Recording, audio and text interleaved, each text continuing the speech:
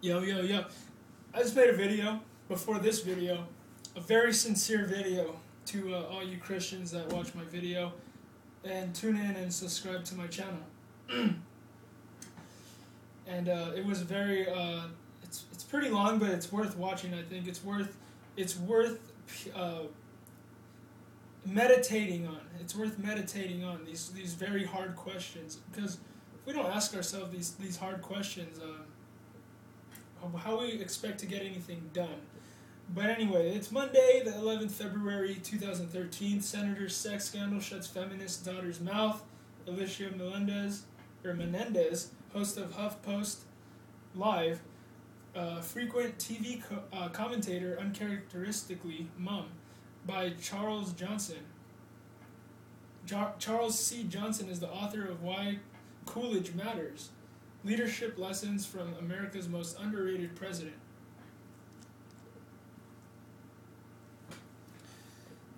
And let's see what he writes.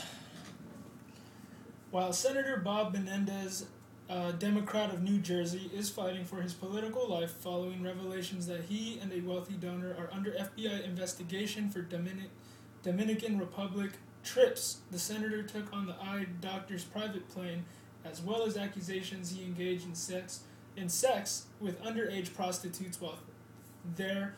One prominent supporter has been conspicuously silent. His media star daughter, Alicia Menendez, a Democratic Party advisor. Alicia Menendez is the former co-director of the Vagina Monologues, what the freak, an episodic feminist play conspired of soliloquies read by women dealing with matters including sex, love, rape, menstruation, female genital mutilation, masturbation, birth, orgasms, the various common names for the vagina, or simply as a physical aspect of the body. She is a former Harvard gender studies major who is a host on HuffPost Live and a frequent guest on CNN, Fox News, and MSNBC. She sounds like a freaking pervert to me. Known for her outspokenness, even on matters involving her own prominent family, she once wrote that her gringa mother claimed to be Dominican in a past life. Alicia Menendez's mother, the former Jane Jacobson, teaches sex education in the Union City School District. She and her former husband were divorced in 2005. The divorce documents are sealed. Alicia Menendez came to fame for being a feminist. It was her 2005 senior thesis on gender studies that got her media attention.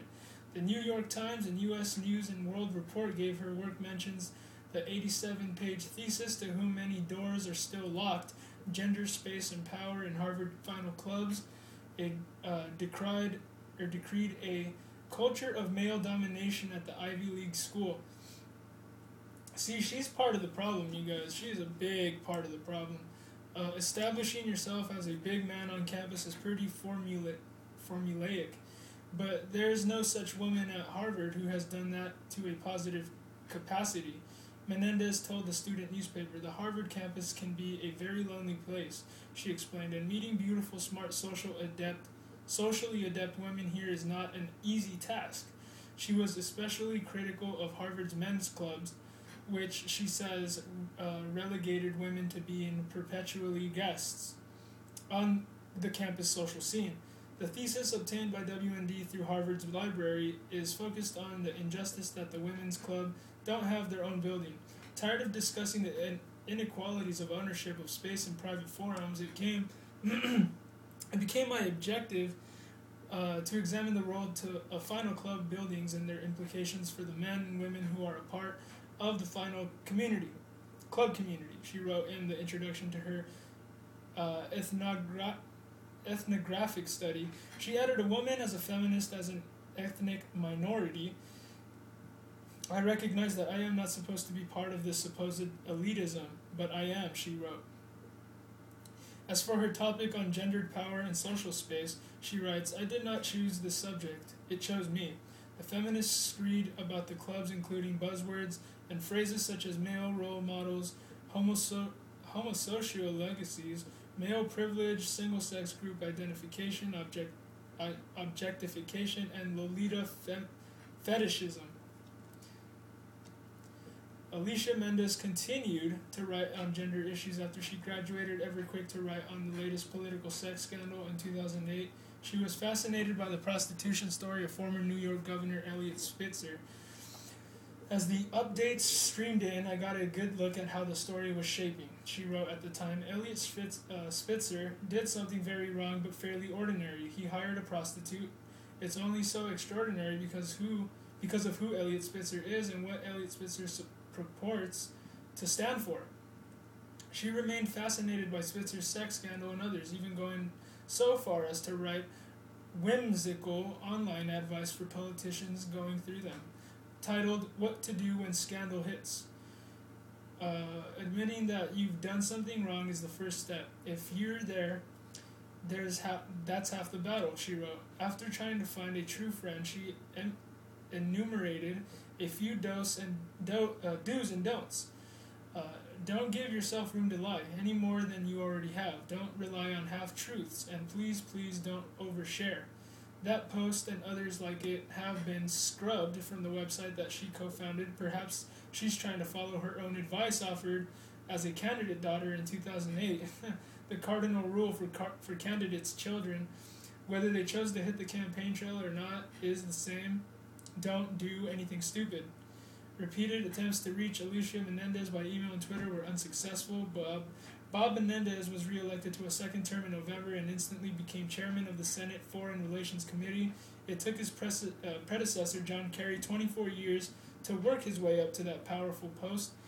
But at the peak of his celebrity and power, Menendez has spent the last 2 weeks embroiled in scandal. The problem began with his relationship to one of his top donors, Solomon Melgen, a 58-year-old eye surgeon who moved to Florida from the Dominican Republic in 1980. Melgen and his family have given Menendez and groups working to help elect Menendez more than $750,000 in the last 2 election cycles. Menendez has admitted neglecting to reimburse Melgen for 2 trips on his private jet to the Dominican Republic in 2010, an oversight that Menendez has since rectified.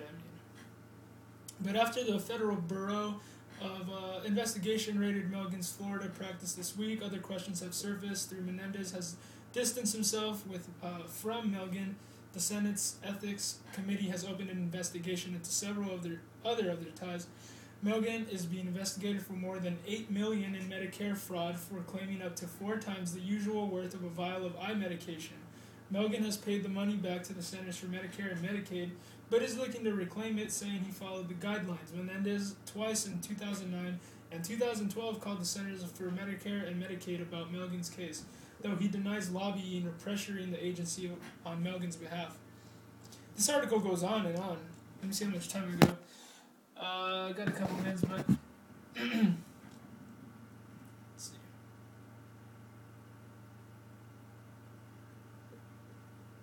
Yeah, this has a lot still to go. Meanwhile, Menendez encouraged Melgen to partner with a former staffer on his Pedro Pablo Permu to buy into a U.S. secretary company that held a contract to screen cargo coming in from Dominican ports. Some competing business interests have questioned the contract worth $500 million because of Melgen's lack of security experience.